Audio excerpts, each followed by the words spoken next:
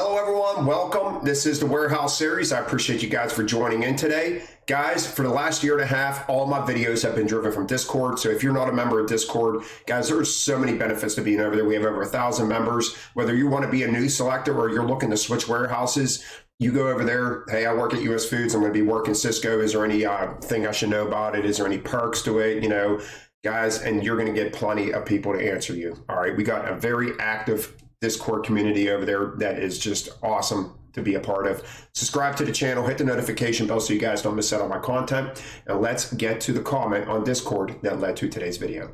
All right, guys, so Smoking Taters has been over on Discord for a while, and we're going to go over a lot of his pictures today. Now, he posted pictures going through the warehouse, taking his time and throwing fast. And that's the second part of this video that I want to talk about, is that system that you need to establish to do what he did.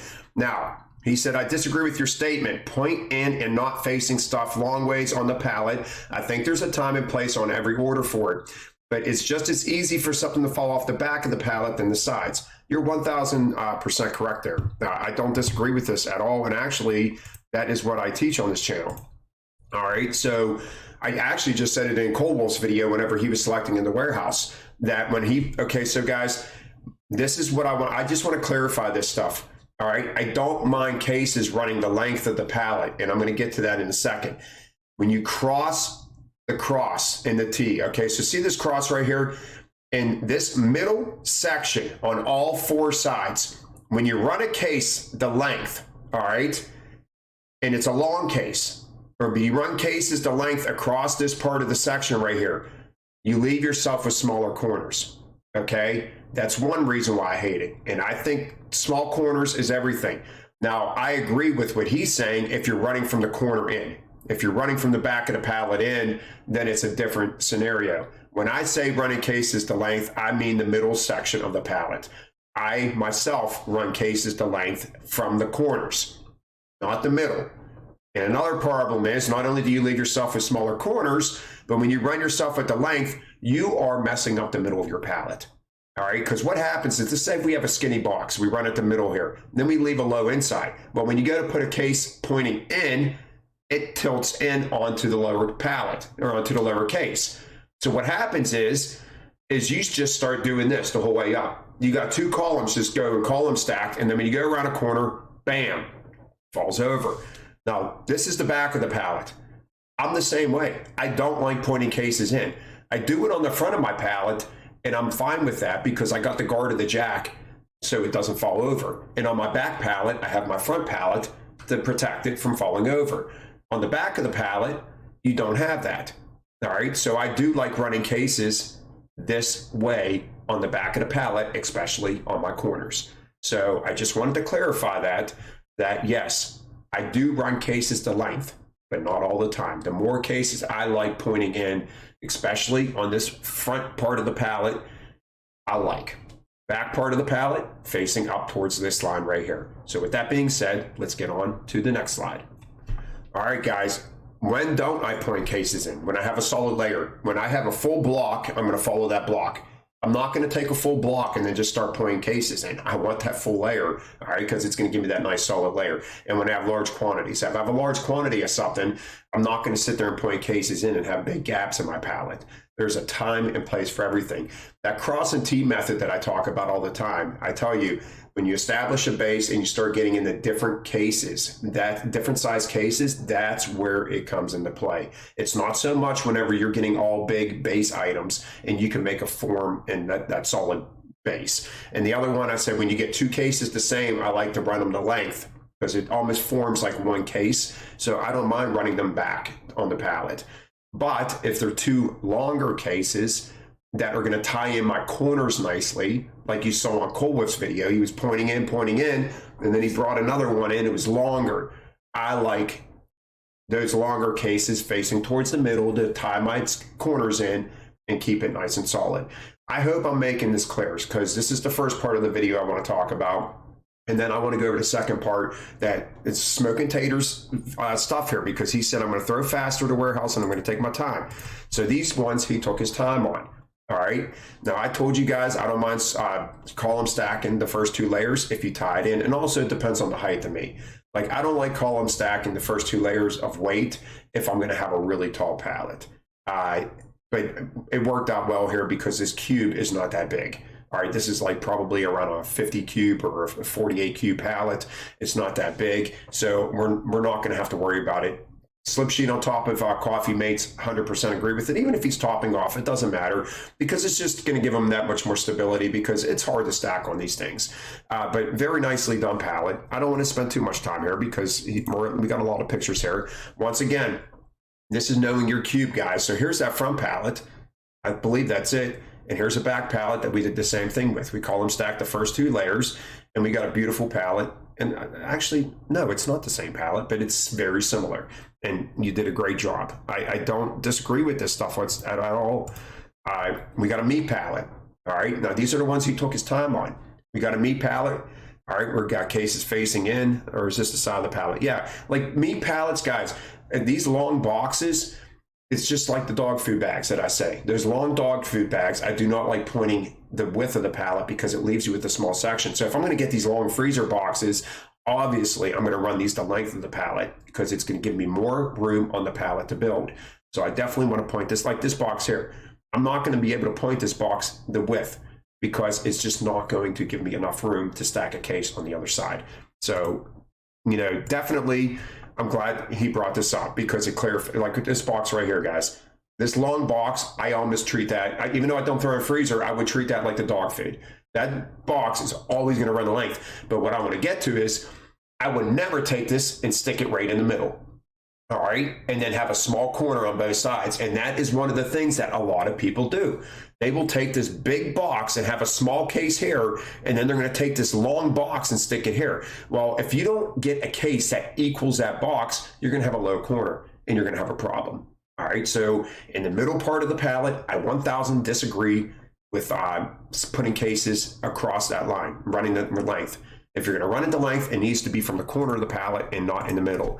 Another dairy pallet, another great job done. Guys, midway up the pallet, we got a slip sheet in here. This guy knows what he's doing. He 1000% knows what he's doing. And that is what I preach on this channel. When you guys are new selectors and you don't learn a system within your probation weeks, which is basically free time, in my opinion, that is when you are never going to get it. And you're never going to make the high incentives that you hear these people talk about. All right. You're never even going to come close to doing that if you do not learn a system. All right. I promise you, you're not even going to come close. You might get incentive in the future, but it's not going to be your full capabilities if you knew how to throw. And we're going to get to this. This guy knows what he's doing. High corner, low inside. All right. High corner, low inside. Keeping light cases together. Nice solid base. Guys, come on. I mean, I'm just so glad he took the time to do this. Once again, look at this nice saw. You think that if he did not have a system, all right, because even though all these cases look the same, and they pretty much are, these ones are, but there are, like these Almond Breezes and that, some of them are just a hair higher than the other. Well, the hair higher you want on the outside, you want on the corner facing in. All right, so here's the side of that. Just great looking work all the way around. All right, so now we're going to get to the pallets that he said he threw fast on. Now, he took video on these, so a couple of them might be a little blurry. Now, he threw fast on this. So if you're throwing fast, these slip sheets really come into play. All right, so I'm a true believer of that. But at the same aspect, I really still think that you should be somewhat level before you start throwing slip sheets on. But look how easily we went through this. And he rushed this. Now, the only thing I don't like, and this is for new selectors, I will always point out something if I see it being something that could caught. Now, he knows better. The way he's going to separate his pallets. So if he has a full front pallet too, just keep a mental note, guys. When you hang a case off one pallet onto the other, and you go to separate them, you're going to lift that case up and you're going to drag it out and you're going to knock your whole pallet over. So if you're a new selector, do not hang cases onto the pallet in front of you, especially if you're building a pallet that you're not going to pay attention to that on. Now, we have a little room back here where we could have, actually we got room here too, where we could have kept that case on the pallet. So that's the only thing I disagree with on this order, is you still want to try, even throwing fast, you still want to try to make sure that you're going to alleviate any probabilities of this pallet falling over. And believe it or not, when you're all said and done and separating this order, that is one that could easily fall over if you have a full pallet on the front and you're not paying attention. All right, guys, another order rushed. All right, he's making incentives with these. Keep that in mind when you look at him. So now that I know he's making incentives when he's doing this, it's still common principles. All right. No, I don't agree with the tying like this, but come on, he corrected it. All right, so we got 3 grapes coming in. We're tying in everything in a fast motion, but see how this slant is very much slanted, but he took a shorter box. Now, I don't know if he meant to do this or not, but he immediately got level with this box. Now, and a selector with no, no type of system, they're just going to keep building, and this is just going to keep rocking out.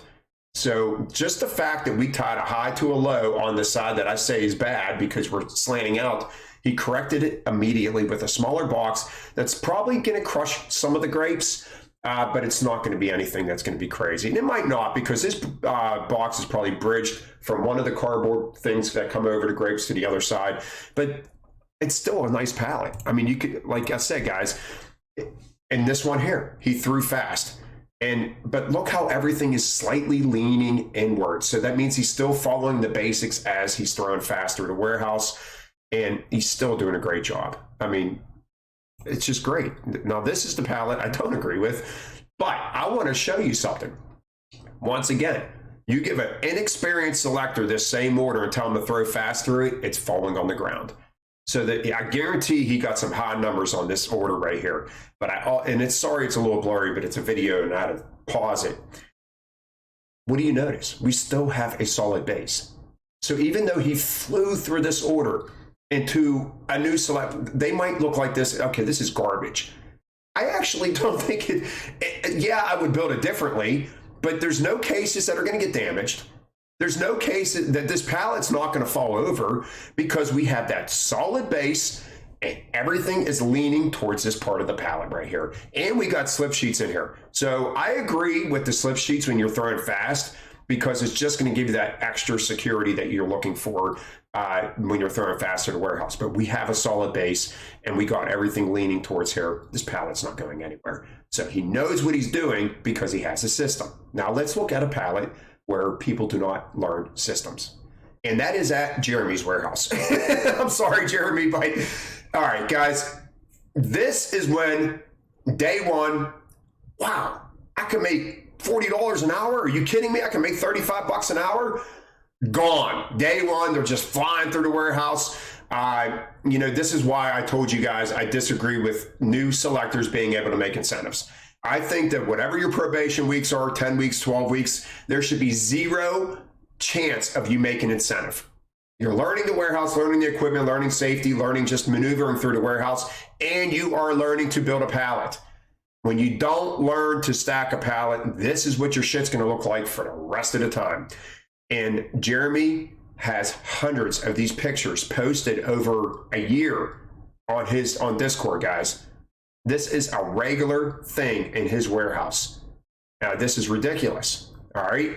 Like, that stuff's not going to fall out. I mean, come on. This is just, I don't even need to go through this. Just look at it. Just look at it, why don't you? All right, guys. So I know a lot of rambling on in this video, a little longer than I wanted it to be, but it's very important that I just point out what I just pointed out.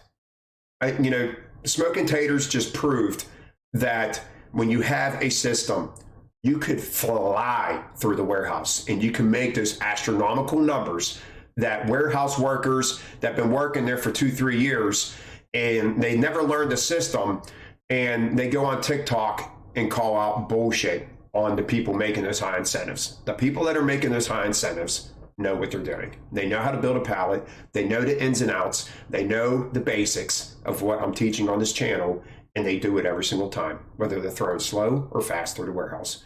I'll see you guys next time. Have a great day. Please leave comments in the comment section below if you guys got any questions. I'll see you guys.